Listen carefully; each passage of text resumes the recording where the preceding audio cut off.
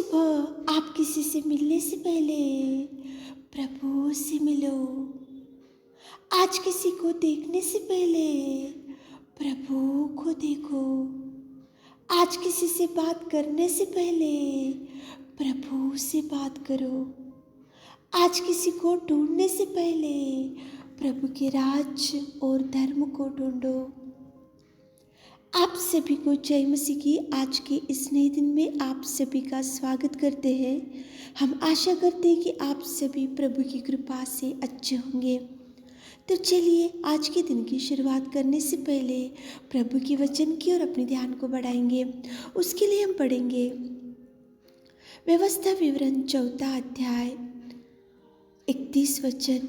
क्योंकि तेरा परमेश्वर यहोवा दयालु ईश्वर है। प्रिय बहन, प्रिय भाई, परमेश्वर पिता के अनेक नामों में और एक नाम है दया करने वाला। आपकी परिस्थिति देखकर आपके ऊपर किसी को दया नहीं आ रहा होगा। आपकी गरीबी देखकर दया नहीं आ रहा होगा। आपकी बीमारी देखकर उनको दया नहीं आ रहा होगा। आपकी पड़ी हुई परिस्थिति देखकर उनको दया नहीं आ रहा होगा। आपकी दरिद्र स्थिति देखकर किसी को आपके ऊपर दया नहीं आ रहा होगा। लेकिन सुबह के समय में परमेश्वर पिता आपके ऊपर तरस खाएगा, आपके ऊपर दया करेगा, क्योंकि उसका नाम ही दया करने वाला ईश्वर है। किसी को आपके ऊपर तरस नहीं आएगा, क्योंकि मनुष्य का स्वभाव वैसा है। मनुष्य का स्वभाव आज एक जैसा रहेगा और कल के दिन उनका स्वभाव बदल जाएगा। लेकिन दयालु प्रेमी परमेश्वर का मन कभी नहीं बदलेगा, उसका प्यार कभी नहीं बदलेगा, उसकी दया कभी आपसे दूर नहीं होगा। 12 साल से एक स्त्री थी, उसका लहू बहने लगा, उसको भयंकर बीमारी हो गई थी। वो अनेक डॉक्टरों के पास गई, अनेक प्रकार के ट्रीटमेंट को उसने कराया, अनेक प्रकार की सलाह उसने अनेक लोगों के पास से लिया, लेकिन उसकी बीमारी का कोई चंगाई नहीं मिला। उसके ऊपर किसी ने तरस नहीं खाया, किसी के ऊपर उसको देखकर किसी को उसके ऊपर दया नहीं आई। लेकिन जैसे ही वो परमेश्वर पिता के बारे में सुनी, जैसे उसने परमेश्वर पिता के पास आकर परमेश्वर पिता को जैसे उसने वस्त्र को छुआ, उसी घड़ी उसका लहू बहना बंद हो गया। उसी घड़ी उसने चंगाई पा लिया, उसी घड़ी उसने भरपूरी प्रभु से पा लिया और खुशी से उसका जीवन प्रभु परमेश्वर पिता ने भर दिया। और प्रभु ने उससे बात किया कि तेरे विश्वास ने तुझे चंगाई किया। कितना प्यार से प्रभु ने उससे बात किया।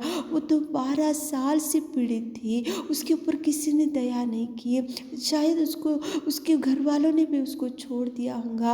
वो तरस के लिए, दया के लिए घूम घूम के वो थक चुके होंगे। लेकिन जैसे ही दयालु परमेश्वर के वस्त्र को उसने छुआ तो प्रभु ने तरस खाया और प्रभु ने दया की और प्रभु ने उसको चंगाई दिया और प्रभु ने उसको धैर्य से बात किया और प्रभु ने उसको खुशियों से भर दिया। सच में प्रिय बहन, प्रिय भाई, आपके ऊपर कोई नहीं दया करेगा, सब लोग छोड़ देंगे, क्योंकि आपकी परिस्थिति आज उस तरह का है। आपकी दरिद्र स्थिति, आपकी बीमारी, आपकी गरीबी आपको देखकर किसी को तरस नहीं आएगा। लेकिन पिता परमेश्वर आपके ऊपर तरस खाएगा, पिता परमेश्वर दया करेगा, पिता परमेश्वर आपको छुएगा, पिता परमेश्वर आपका हाथ थामेगा, पिता परमेश्वर आपको उठाएगा, वो तरस खाएगा, दया करेगा और आपकी हर परिस्थिति में सुधार लाएगा।